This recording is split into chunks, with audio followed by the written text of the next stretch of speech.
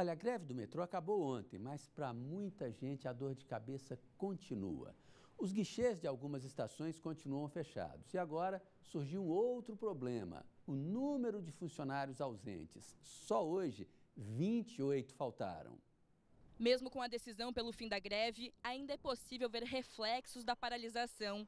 13 estações continuam com os guichês fechados, mas com as catracas liberadas. Em Ceilândia Sul, por exemplo, todas as catracas continuavam liberadas. Já em Ceilândia Norte e na estação da Praça do Relógio, apenas uma bilheteria estava funcionando. Mesmo fazendo aquela fila ali, a fila está andando, né? Ele está com mais agilidade ali. Difícil demais, porque a gente tem que chegar nos horários de trabalho, né?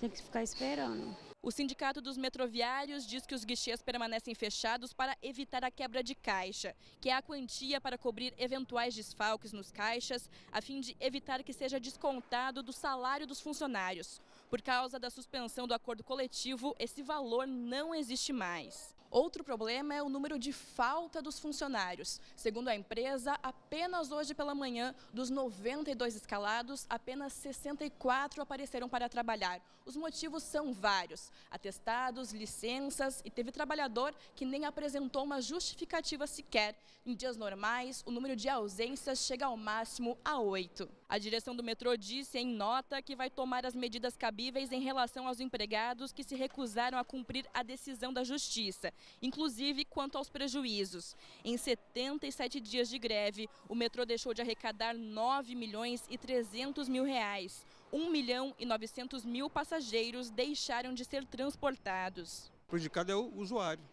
né? Não eles aí dentro. Praticamente 30% de ausências depois de 2 meses e meio de greve, é mole? E atenção, motoristas, mesmo com a volta dos metroviários ao trabalho, o Departamento de Estradas e Rodagem afirmou que a faixa exclusiva da EPNB vai continuar liberada até às 0 hora de segunda-feira ou meia-noite de domingo. E a fiscalização da W3 Sul e Norte e do Setor Policial Sul já foi retomada. A preocupação de empresários do setor da construção civil levou o governo a adiar para a semana que vem o anúncio sobre a liberação de saques de contas do FGTS e do PIS/PASEP. O medo é de que a medida possa comprometer os financiamentos da casa própria.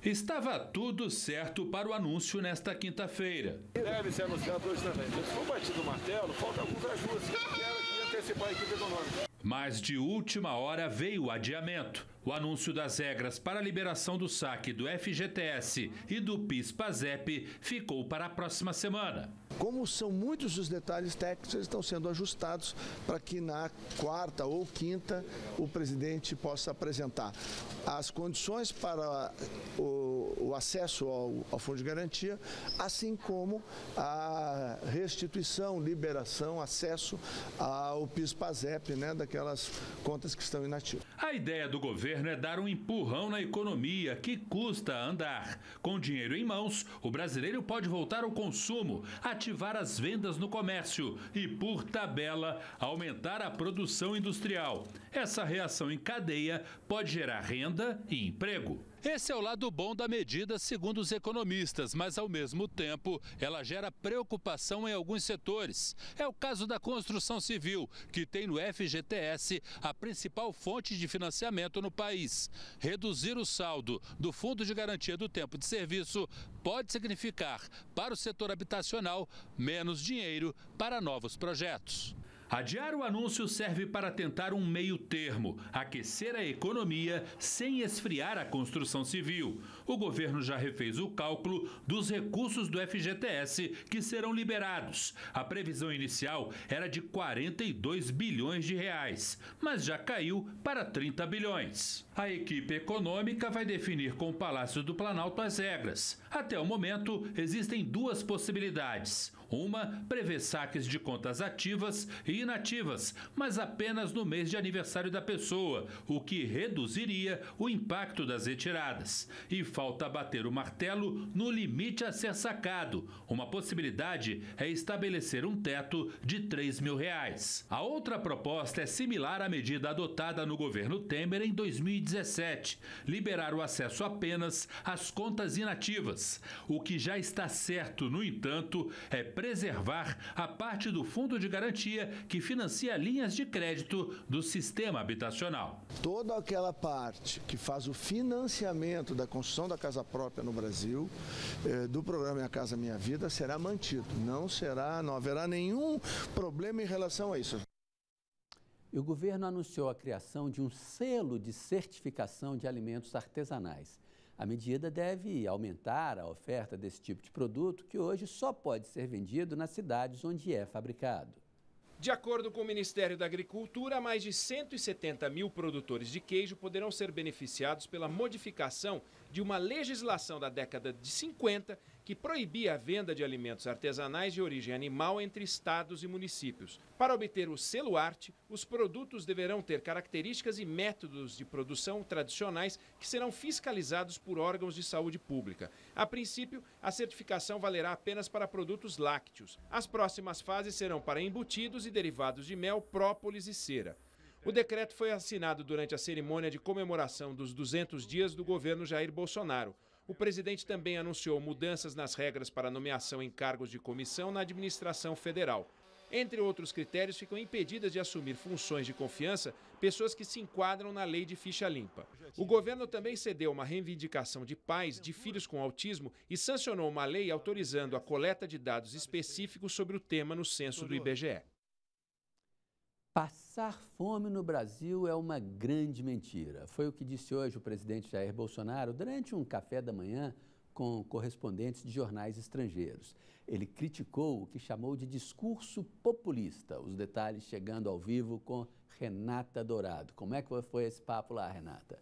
Sérgio, boa tarde para você, uma ótima sexta para todos que estão aí nos acompanhando. Pois é, a gente acompanha aqui que eventualmente ele convida jornalistas para bater um papo, né, tomar esse café da manhã, e ao ser questionado sobre as políticas do governo para combater a fome e a miséria no nosso país, ele respondeu isso, exatamente, que passar fome no Brasil é uma grande mentira, que não se vê pessoas esqueléticas andando nas ruas, o que não quer dizer absolutamente nada. A gente sabe que sim, existe fome no nosso país, inclusive um relatório divulgado em novembro do ano passado, divulgado pela FAO, que é um órgão, uma instituição ligada à ONU, revela que 5,2 milhões de brasileiros passam fome no nosso país. E a gente não está falando de pessoas que moram necessariamente no interior do Nordeste, no interior do Norte. A gente sabe que nas grandes capitais, inclusive aqui na nossa capital, existem várias pessoas que passam fome. Quantas vezes nós aqui da Band já fizemos reportagens mostrando a despensa vazia de várias pessoas? Então é uma realidade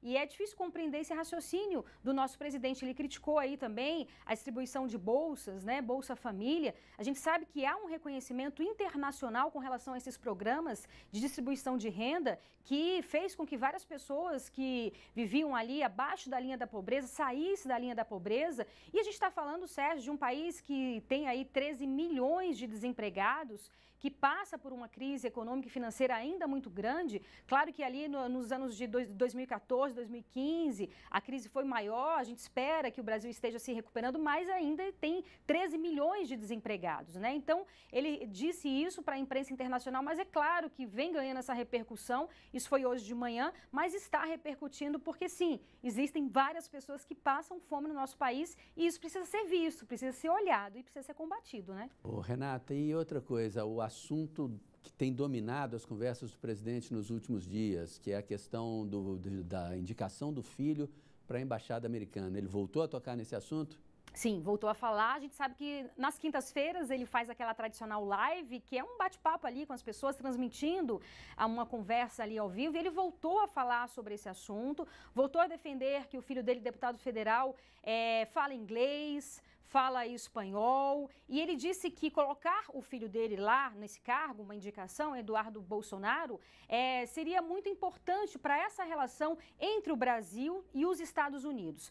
A gente sabe que ele está fazendo essa costura porque não importa só a indicação, ele pode indicar, ele deve indicar, mas tem que passar por um trâmite, tem que passar pela aprovação no Senado, por uma comissão de relações exteriores e pelo próprio plenário do Senado também. Então ele vem fazendo essa costura e ontem ele falou isso. Ele disse que, porque ele vem sendo criticado, está querendo beneficiar o filho, ele disse que sim, que está querendo beneficiar o filho, que não tem problema nenhum em beneficiar o filho, mas que este caso não é o caso de beneficiar o filho dele. Enfim, vamos ouvir o que o presidente Bolsonaro falou. Lógico que é filho meu, pretendo beneficiar o filho meu, sim, pretendo, tá certo? Eu não vou. Se eu puder dar um filé mignon ao meu filho, eu dou, mas não tem nada a ver com filé mignon essa história aí, nada a ver.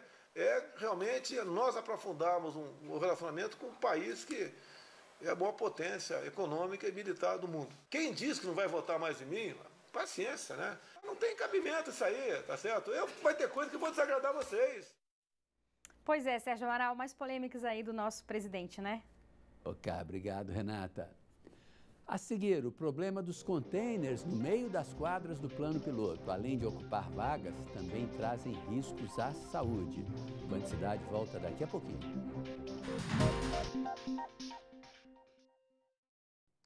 Um problema que incomoda comerciantes e moradores do plano piloto. Os containers de entulho contratados pelas lojas prejudicam o já escasso estacionamento das quadras comerciais, fora o mau cheiro e a possibilidade de atrair insetos, ratos e bichos perigosos como o escorpião. É o que a gente mostra agora na reportagem. Mesmo com a preocupação com o aumento de casos de picadas de escorpião no DF, imagens como essa são comuns pelo plano piloto. Diversos contêineres de depósito de entulho cheios de lixo e a céu aberto. Um atrativo e tanto para ratos e baratas, principal alimento do temido escorpião. Essa caçamba acaba atrapalhando a vaga de 2 veículos e, além disso, o pessoal não usa só para entulho. Se fosse só entulho, mas vem o vizinho, joga uma sacola de lixo, passa um mendigo, joga uma marmita, então aquilo ali vira juntando muito inseto também. Também a questão do mau cheiro, porque as pessoas não sabem utilizar esses containers, colocam o lixo de qualquer jeito, às vezes fora do saco. A gente tem também o problema dos catadores de lixo que abrem os sacos. E aí, assim, se a população não ajuda a gente não consegue ter o controle de tudo. Além do cheiro ruim que espanta clientes, eles reclamam que órgãos fiscalizadores multam o estabelecimento, mesmo eles não tendo responsabilidade e controle pelo que é despejado no local. A gente não sabe como proceder, porque o que é máximo que a gente pode fazer é isso, é colocar lá um cadeado para que isso não ocorra. Segundo o governo, o prazo de permanência dos contêineres é de 7 dias, ou até que a caçamba encha, desde que não seja utilizado para outro fim que não da construção civil. A fiscalização é rotineira e por atendimento de ouvidoria. Estacionamentos e calçadas podem ser utilizados desde que não atrapalhem a acessibilidade e o trânsito no local. Quem contratar empresas clandestinas pode ter de pagar multas de até R$21 mil. Na 706 Norte, este container está com o lixo transbordando. Para piorar, fica bem ao lado de uma creche. Um perigo para crianças, funcionários e moradores. De acordo com o SLU, os contêineres para depósito de entulhos da construção civil são de responsabilidade da empresa contratada, que deve estar cadastrada no site do órgão. O Rio de Janeiro é o primeiro estado a usar um novo questionário para melhorar o atendimento às vítimas de violência doméstica. A lista de perguntas criada pelo Conselho Nacional de Justiça deve ser adotada agora por delegacias de todo o país. Voltamos a falar ao vivo com Renata Dourado. Como é que é esse questionário, Renata? Pois é, Sérgio, só uma informação, ele deve ser adotado, mas não tem previsão ainda de quando ele vai ser adotado, porque isso depende realmente de cada delegacia, é importante demais. É um questionário que ele foi elaborado por juízes, por especialistas, então a ideia é, assim que essa mulher vá a essa delegacia, ela possa responder, são 25 perguntas, do tipo, esse homem, esse agressor, ele tem acesso a armas, ele faz uso de drogas, ele faz uso de álcool.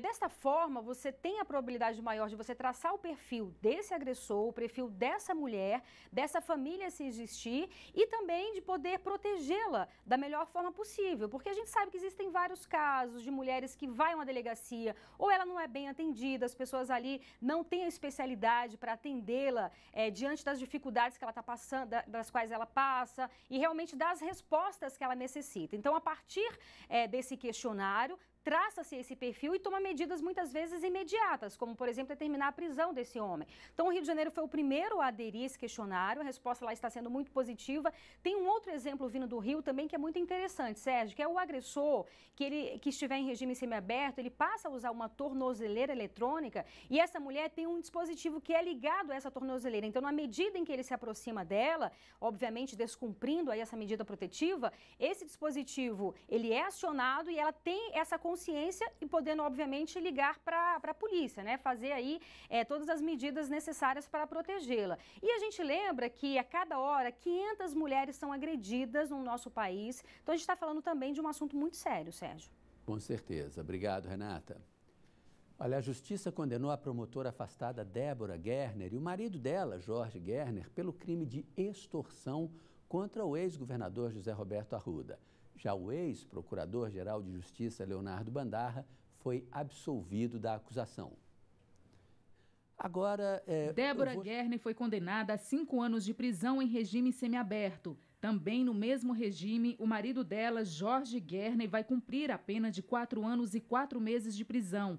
10 dos 11 magistrados do Tribunal Regional Federal da Primeira Região votaram pela absolvição do ex-promotor Leonardo Bandarra, por não encontrarem provas que confirmem o envolvimento dele no esquema de extorsão.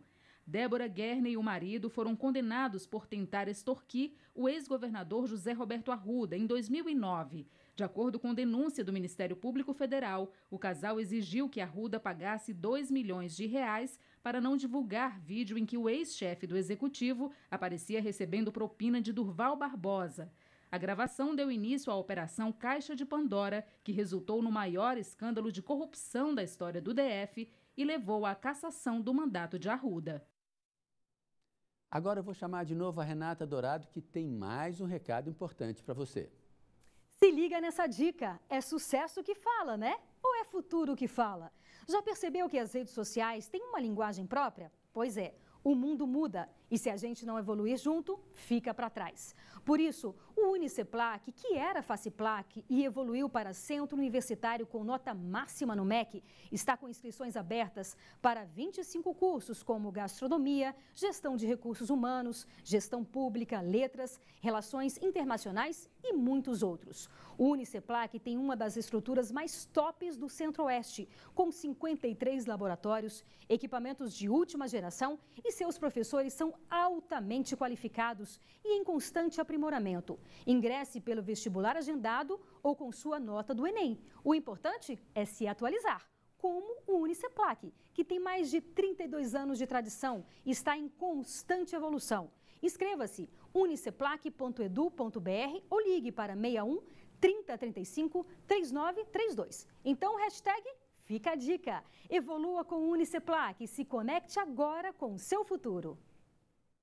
A seguir, sexta-feira de exames de vista de graça na rodoviária. O Band Cidade volta daqui a pouquinho. 2 adolescentes, um de 15 e outro de 16 anos, foram presos nesta madrugada em Ceilândia. Os menores roubaram um carro de aplicativo e mantiveram o motorista sob a mira de um revólver por 20 minutos. Policiais militares que faziam ronda na cidade desconfiaram, mandaram o carro encostar e só então perceberam que se tratava de um assalto. Apreendidos, os menores ainda disseram à polícia que momentos antes tinham roubado outro motorista de aplicativo e que deixaram esse outro motorista no assentamento 26 de setembro em Taguatinga. Os dois foram encaminhados para a delegacia da criança e do adolescente. Também foi preso nesta quinta-feira Ivan Serafim da Rocha, de 38 anos. Ele é suspeito de atropelar Samuel, de apenas 4, no Recanto das Emas. O menino brincava em uma calçada quando foi atingido pelo motorista que fugiu sem prestar socorro. O caso foi no dia 8 de junho. Testemunhas disseram que ele estava em alta velocidade e apresentava sinais de embriaguez. A criança foi levada para o hospital de base em estado grave com traumatismo craniano e fratura nas pernas e ainda segue internada sem previsão de alta. O motorista já tinha passagem por agredir a mulher e a cunhada. E o GDF, em parceria com o Hospital Oftalmológico, está oferecendo exames de vista na rodoviária do Plano Piloto. E é só hoje, hein? E o melhor, de graça. Logo cedo a fila já estava grande, dezenas de pessoas estavam esperando a vez para fazer um check-up na visão. Na parte inferior da rodoviária estavam sendo oferecidos exames para identificar o glaucoma, detectar a miopia, hipermetropia e também o astigmatismo. Tudo isso em comemoração ao Dia da Saúde Ocular, celebrado na semana passada, no dia 10. A procura está muito grande, é do nosso interesse ofertar esse serviço para a população gratuito, esses exames de prevenção, que é de grande importância. Nem todos tem esse acesso facilitado como nós estamos oferecendo hoje. Então eu acredito que com essa parceria recorrente a procura vai continuar ainda maior. Algumas armações de óculos também estavam sendo fornecidas ao público. Além de tudo isso, uma pessoa será escolhida para fazer uma cirurgia de catarata. Então anota na agenda. O atendimento é só nesta sexta-feira e vai até às 5 horas da tarde. Tudo de graça. A expectativa é que 2.000 pessoas sejam atendidas até o fim da campanha. A Câmara Legislativa aprovou uma lei que permite animais de estimação no transporte público do Distrito Federal. Agora o projeto só precisa da aprovação do governador para começar a valer. Michele mora a 2 estações da casa da mãe, em Águas Claras, e sempre faz o trajeto de metrô. A rotina vai continuar basicamente a mesma. A diferença é que depois do GDF sancionar a nova lei, a Nina também vai junto. A minha família cobra muito também, sabe? Ela de vir aqui em casa, na casa dos meus pais. E aí, não podendo usar metrô, eu tinha que deixar ela em casa. E isso é muito chato. Isso vai permitir que eu vou conseguir ir para vários cantos, sem contar com pet shop, né, veterinário, passeio aqui no parque, que é só descer aqui na estação e já está pertinho. Então, isso vai facilitar muito o nosso transporte, né, Nina? O projeto aprovado na Câmara Legislativa é voltado para a população de baixa renda, que muitas vezes deixa de levar os bichinhos de estimação ao veterinário, por exemplo, por conta da falta de transporte. Ela já vem até com um pouco de atraso, né? Com certeza a gente tem muitas pessoas que não têm carro, né? E precisam transportar os animais. Inclusive, se a gente está batalhando para que as pessoas usem menos os seus carros e mais transporte público, a gente vai ter que facilitar a vida delas também. Se sancionada pelo governador Ibanez Rocha, a lei vai permitir no metrô e nos ônibus do DF o transporte de animais de até 12 quilos,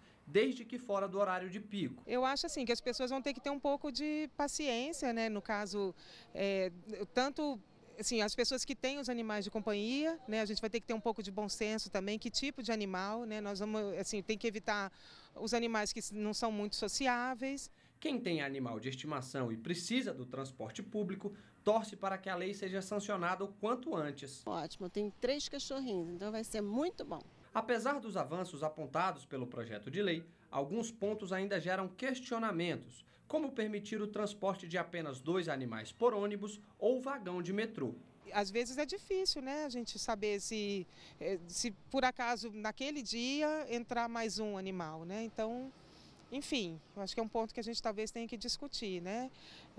A pessoa vai ter que esperar o próximo ônibus, ou às vezes é uma linha que não passa muito, né, que o tempo entre um ônibus e outro, igual a gente sabe no DF, a dificuldade que já é o transporte. Eu acho que a gente vai precisar fazer talvez alguns ajustes com relação à quantidade de pets, né?